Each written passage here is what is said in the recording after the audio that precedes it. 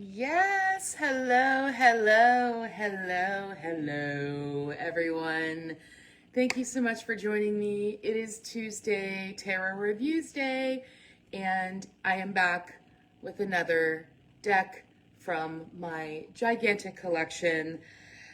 Very excited about today's deck. So we've just been looking at a bunch of stuff from Kim Kranz, and I have also been waiting to show you all this deck, and I knew I wanted to wait till summertime, and I knew it was going to be my first deck after a Kranzmas in July. So here we go. Finally, I am introducing to you the B Tarot, and yes, the box really is that big. The packaging on this is very sturdy, to say the least. I like that it's magnetic, this flap. So if you are traveling around with this, you're going to be sure that everything is going to stay here. The box isn't going to get too squashed, but it's so large that I rarely choose this deck to travel with. Beautiful book.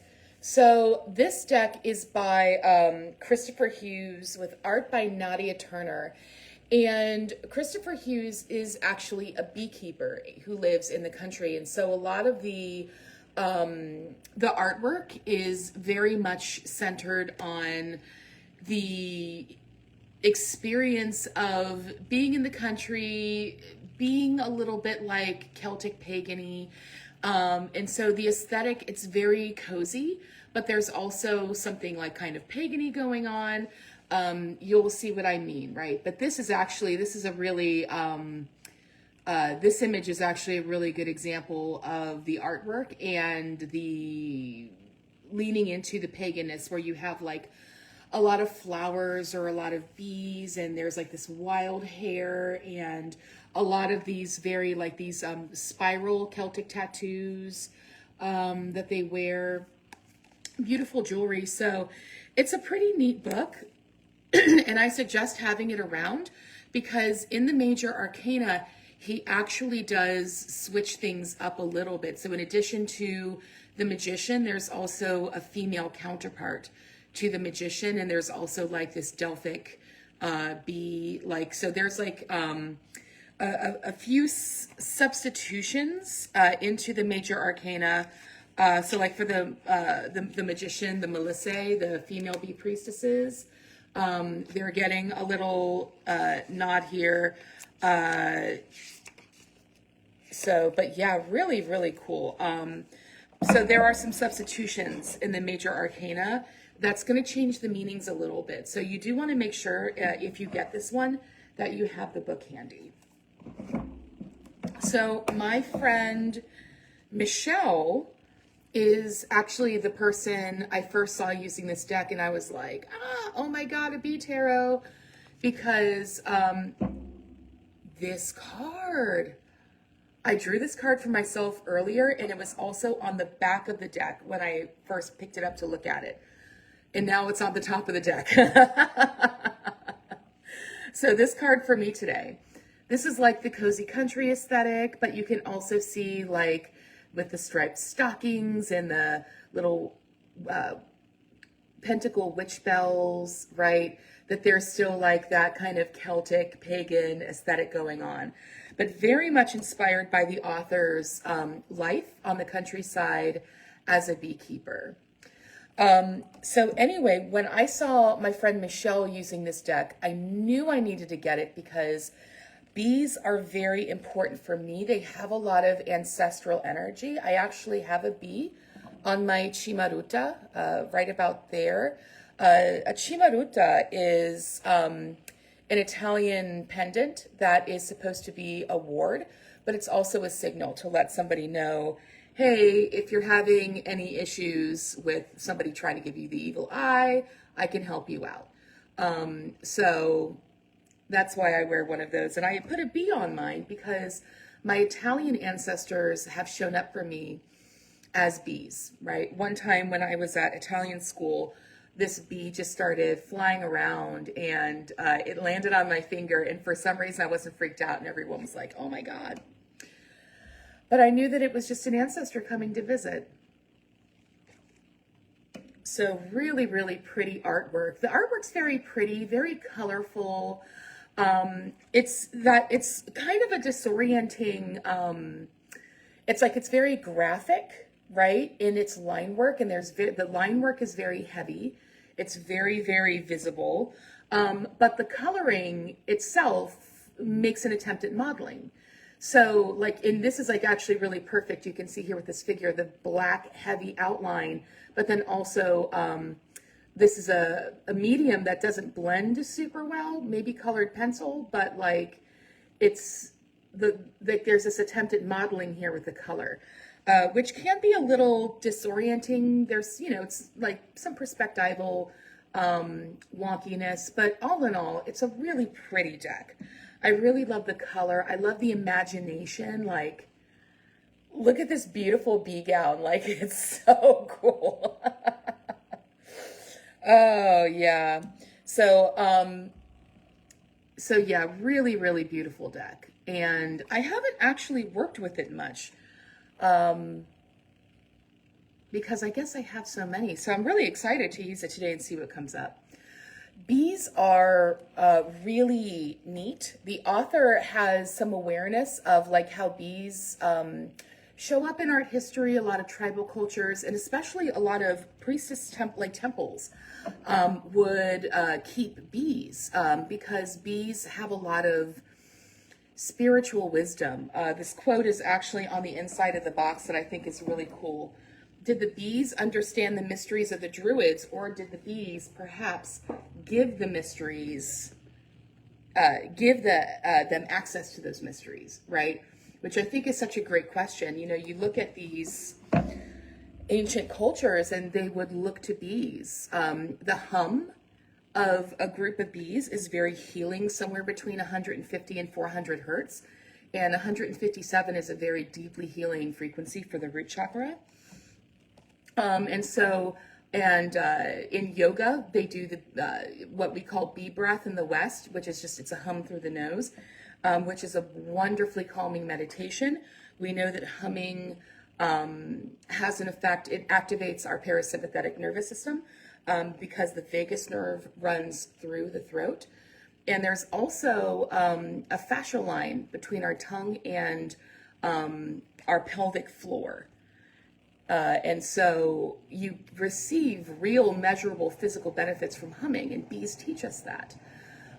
They also live in community. They build their hives in a modular way using these cells, but the cells all fit together. And so you have this singularity within a whole, like this, the one, like a single cell, but coming out to this oneness, creating the entirety of the hive. And so there's a lot of beautiful allegorical wisdom within communities of bees. And so for that reason, I am not alone in believing that a lot of these ancient cultures learned from bees, and perhaps bees were being kept at temples for those allegorical reasons, and that the priests and priestesses who were in charge of keeping bees were given that assignment as some sort of a meditation, right? Some kind of reflection. So, but yeah, Nadia Turner's artwork is very, very cool. All right, so let's give this a little shuffle-roo and see if we can't get some kind of lovely wisdom from our cards today. What does the collective need to know? Wow, all right. So we have either the Queen of Pentacles and the Star, but they kind of came out in a reversal, right? So the Queen of Pentacles is somebody who, and this is really interesting. So this is a work of art that we've seen carved into some of these ancient temples in the like the oceanic world. This comes from not Greece specifically, but like the larger area that encompassed Greece back in antiquity. And this is a carving that is of one of those bee priestesses, right? It's like she's half woman, half bee. And so the Queen of Pentacles is somebody who has this mastery over money, abundance, work-life balance, the domestic sphere, who has this very abundant life, right? And so with it coming out in a reversal, it's like we're being asked, where is this energy blocked in your life? Where are you blocking this energy in your life? Like, understanding if you are somebody who is creating and has control over the position of this card, right? Where is this being blocked in your life? And where do you have control over neutralizing or dissolving that block? It's interesting because I decided that since we were doing the Bee Tarot and I did my beautiful, glorious honey lip and I did some gold on my face, and I decided I wanted to do my golden healer quartz because this is a stone. It's a wonderful stone, but I really like this. It's very evocative of honey, and I think of it as like frozen honey. But what I love looking at this as a meditation, because there are areas where you can see through the quartz where it's clear. And there are areas where you can see all of this webbing, right, of where the inclusions are creating that beautiful rusty orange color. And I love looking at all the layers and where there's clarity and where there's patterns. And it's a beautiful meditation. And I think that maybe like the healer quartz is like helping to affect the cards that we get, right? You're just being asked to meditate and reflect on the energy of the Queen of Pentacles and her relationship to abundance and having enough, and looking around her home and seeing plenty. What do you have plenty of? And what do you want to invite in? And sometimes in order to invite things in, you need to create space in order for that to happen. You need to clear something out, right? So we also have the star. And in tarot, the star she's a very hopeful card. She's a very beautiful card. She is like the North Star, right? She's divine guidance and direction. And I'm going to look here to see, when she's in a reversal. So when she's in a reversal, we're thinking about our confidence. We're thinking about our faith in ourselves. We're thinking about our trust in ourselves. So, putting these two together, right?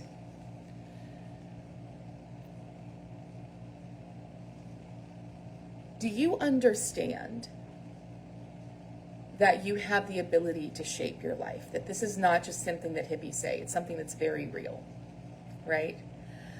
If you're looking around as the Queen of Pentacles, and you're looking around yourself right now, if there's anything that you want more of, celebrate it, be glad for it, invite it in, right?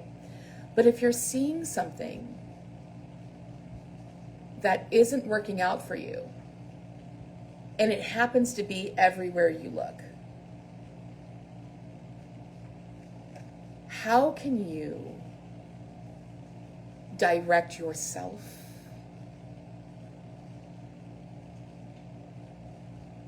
to creating space for more and calling in what you want, right?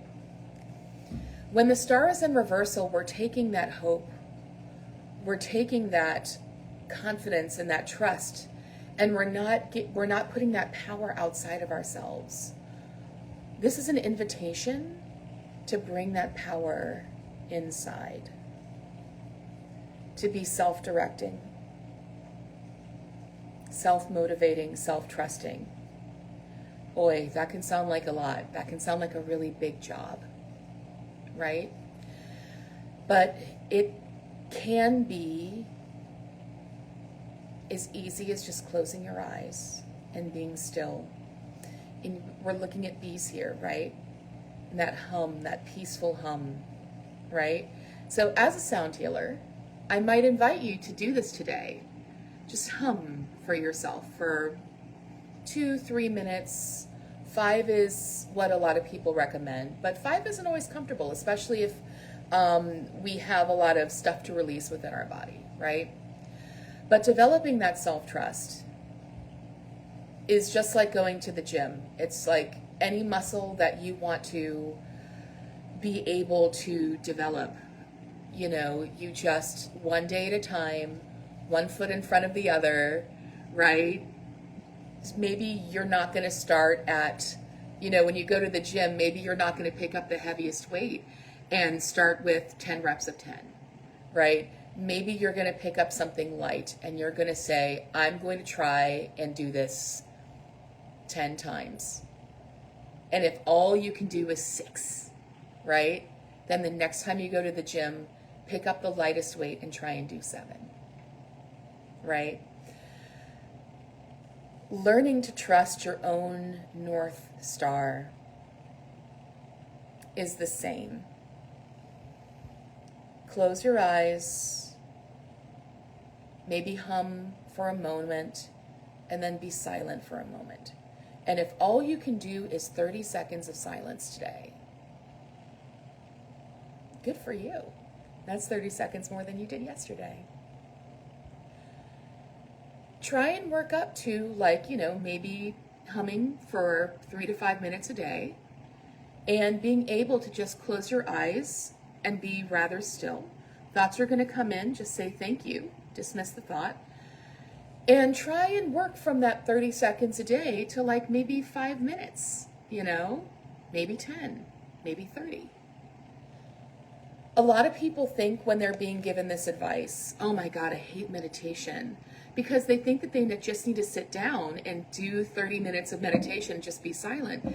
And that's unreasonable to expect from somebody when we're living in a world that is so full of distraction, where we're being taught to be constantly alert and paying attention and right? No. Teaching yourself to be still is just like teaching your body to do strength training, or teaching your body to drink a little bit more water, right? Or teaching your body to go to bed a little bit earlier. Whatever it is that you're, that is a habit that might be hard to just hop into, you need to ease yourself in, right? So if you want to bring this Queen of Pentacles energy into your life, upright, you're being advised to go within and build that trust and build that confidence. But remember, it doesn't have to be, all right, I'm going to sit down and do a 30-minute meditation every single day for the rest of my life. No, you have to build into it sometimes. Some of us have to be like, I'm going to close my eyes for 30 seconds. Or I'm going to hum for 30 seconds. Right? Either way, you're bringing yourself into peace. You're creating space within yourself to hear messages from your guides, hear messages from your higher self. Right? Because we're being asked to source that power from within. You're being asked to create a pocket of your day, and just start with a small one, where you can really begin to look at life with this gaze of abundance, where you're looking around and you're seeing plenty of things to be grateful for. And that when you begin to see plenty of things that you don't want as much of in your life, you're not repressing or being fake, but you can naturally create this mindset of, that's information. I don't want more of that in my life. I can see that I've invited a lot of that in. So what I'm going to do is I'm going to clear this out, and I'm going to create space to invite in what I do want, right? Little teeny tiny baby steps. Little teeny tiny baby steps, just like the bees, right? They build one little module, one little cell, and then another and another and another, and they all fit together and build off of each other. And then before you know it, we have a hive, right? Build your life like the bees build their hive. Little tiny modules that can fit together and grow into something. Start today. Start today. Either takes 30 seconds to close your eyes and be still and just notice if there's a thought. It's fine. Just, okay, thank you. Right? Or hum to yourself. Close your eyes and just hum for 30 seconds. Activate your parasympathetic nervous system, right?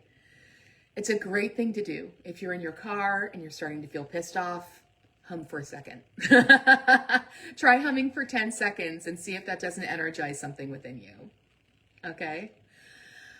All right, that message is feeling really complete. I love you all. I thank you. I thank you. I thank you. I offer you so much love. If you're in Cincinnati, I'm going to be in Cincinnati on Tuesday, August 11th at the Kula Center doing my vocal illumination workshop where I will be humming, I will be doing breath work, and we will be doing a vocal meditation and exploration as a group. And I'm super excited. A bunch of people have reached out to me already asking how they can register. Just email Rob and Steve. Their email's on the Kula website. And reserve your place. I think there's like 5 or 6 spaces remaining the last time I checked, but a few people have asked me how to register for a space since then. So, you know, we'll see. I'm really excited to see the people who are going to be there, and I'm really excited to see all of you next week. Yay! Bye. Have a wonderful week. I'll be back with a new deck.